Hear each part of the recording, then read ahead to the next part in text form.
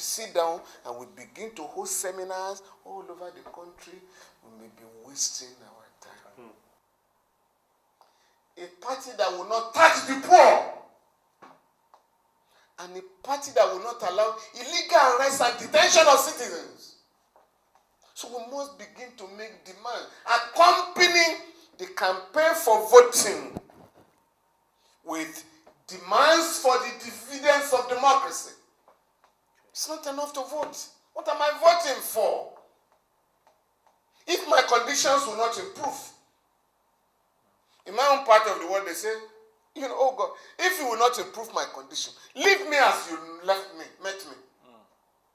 So if we are going to campaign and you want people to vote, you must also encourage them to ask questions from those who are in power. Now, on your paper, it's not enough to go and submit your proposal to the National Assembly.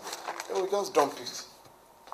And I'm going to suggest to each of us here, and all our friends and family members, we must now begin. So we must find out what is going on around us, so that we are not in our oasis of ignorance and believing that, we are the leading African nation. In many areas, we are at the back.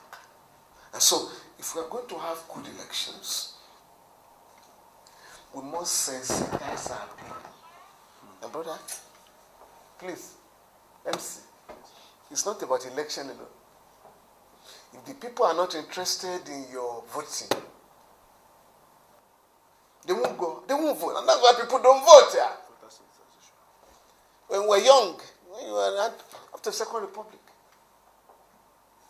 And this is important. You could predict what the UPN and PRP will vote for, and what MPP and MPN and GNPP will vote for. But today, all the people in the National Assembly vote the same way. There is no ideological difference. So it's not enough to say people should go and vote. What are they voting for? The masses will ask you. As far as this ramshackle constitution is concerned, all political parties shall adopt Chapter 2 of the Constitution. Access to health, access to education, welfare and security of the people. The government shall take care of even the disabled people, children, pensioners, and so on and so forth. They are all in Chapter 2. But the ruling class has put a clause in the Constitution that if you breach these provisions, you cannot go to court. So those are things that should be part of your campaign. It's not enough to say, go and vote. What am I voting for? If I'm going to vote to renew the oppression, my oppression, so why do I need to go and vote? But in those days, it is that I want my children to go to school. A party that will give them free education, I will fight and vote for it. A party that will provide full employment. A party that will not tax the poor. And a party that will not allow illegal arrest and detention of citizens. So we must begin to make demand, accompanying the campaign for voting with demands for the dividends of democracy. It's not enough to vote. What am I voting for? If my conditions will not improve, in my own part of the world they say, oh God, if you will not improve my condition, leave me as you met me. So if we are going to campaign and you want people to vote, you must also encourage them to ask questions from those who are in power. Now, on your paper, it's not enough to go and submit your proposal to the National Assembly. They will just dump it. And I'm going to suggest to each of us here, and all our friends and family members, we must now begin to interrogate our legislators. You have the right, because they are going to come around to say, come and vote for us. You have the right to write to them.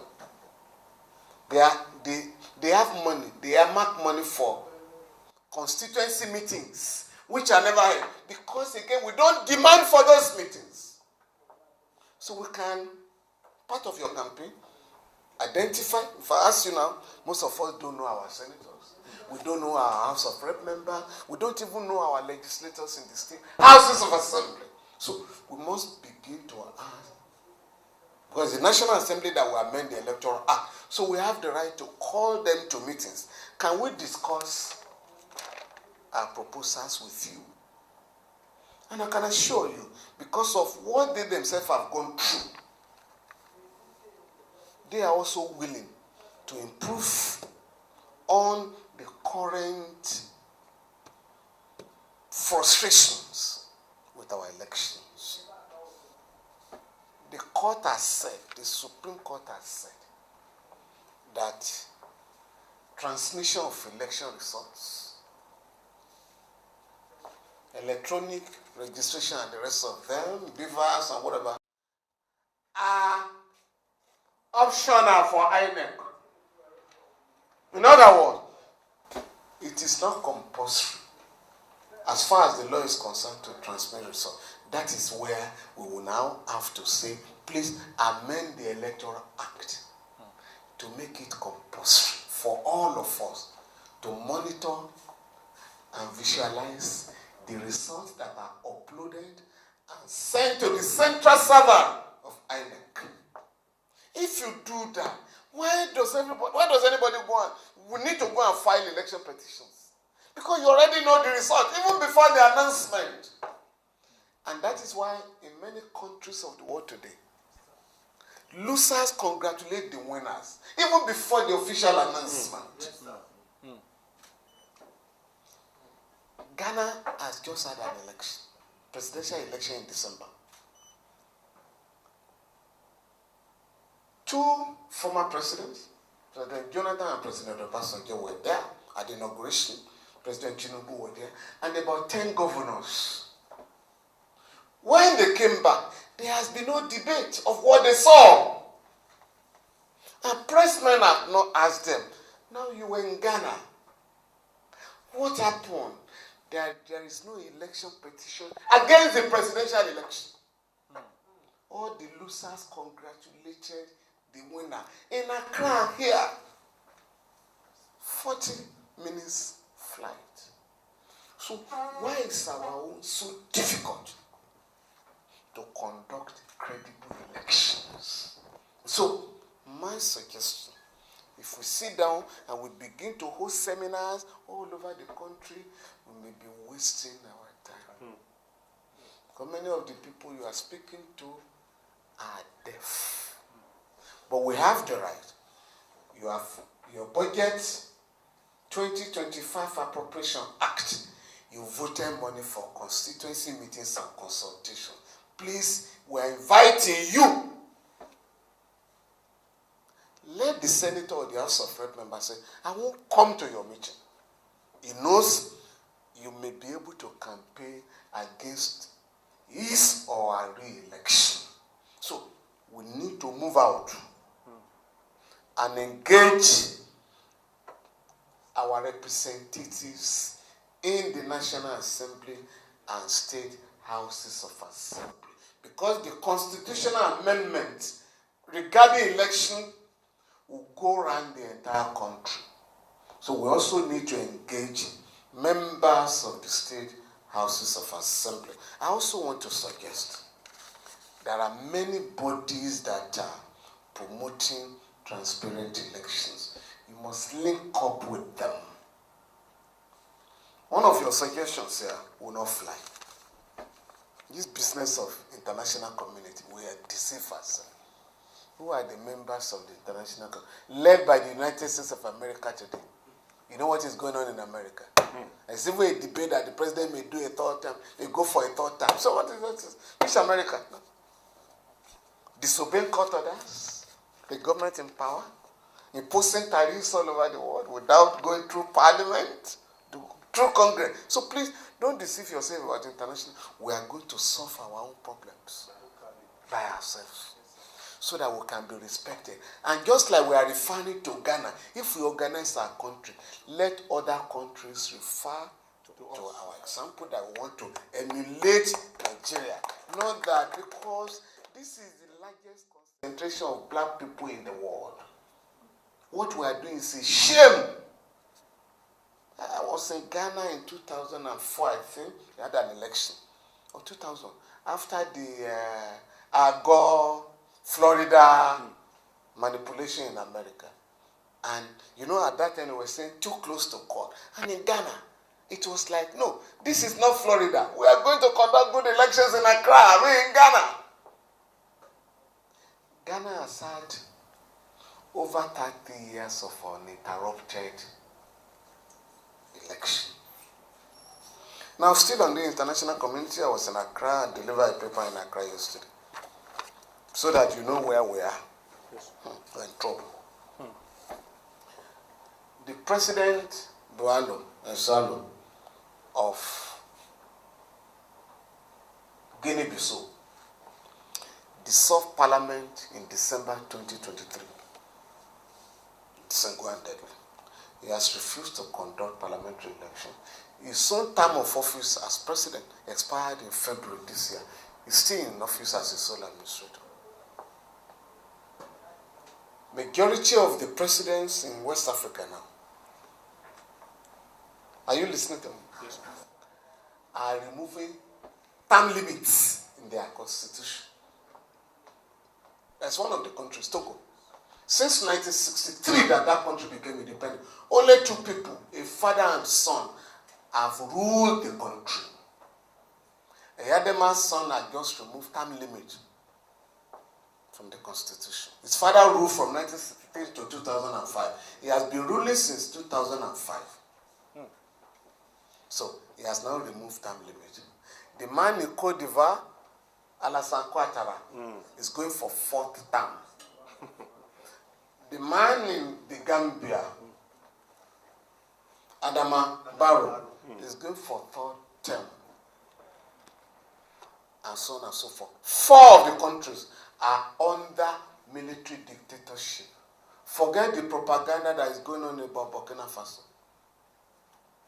Mali, the president of Mali, president of Burkina Faso, the president of Niger, are planning to stay in office for 9, 8, and 7 years respectively. Those have not been elected. Are you with me? So that's the international dictatorship. He too wants to contest election.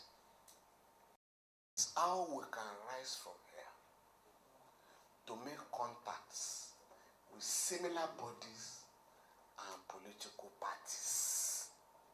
Political parties are not for elections alone. They are only for elections in Nigeria. No! A political party representing the interests of the people must challenge the government in power on a daily basis. There is darkness in our country. They say we are going to have band A, band B, band this, band that. What has happened today? In the midst of the darkness, the Minister of Power has just announced that we are going to increase electricity tariff very soon. And Nigerians have accepted suffering. So we expect parties to come out, to join issues with the government. This was not your promise. Why are you not removing hardship from the country? Why are you imposing more hardship on our people? There are 20 million Nigerian children on the street, out of school. The second highest in the world. Today, we have the largest number of children that are not immunized.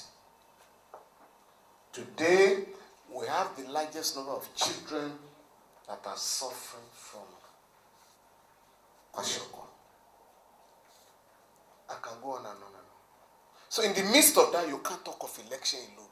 We must find out there is an agency, Universal Basic Education in Abuja here. Those of you in Abuja must go there. How many states have refused to come here to access the matching grant to put our children in school? Because you can't have a nation of ignorance. Ignorant people, and you're talking of election. Children in China, even in Rwanda, are learning from they're using computer in the primary school. Do you understand me? So, please, let us match the demands for dividends of democracy with our demand for transparent and credible elections. Let us mobilize our people through their representatives to amend the Electoral Act and the Constitution to guarantee this country credible elections. Unite, collaborate with other organizations and the human rights community and political parties that are interested in electoral reform so that we can speak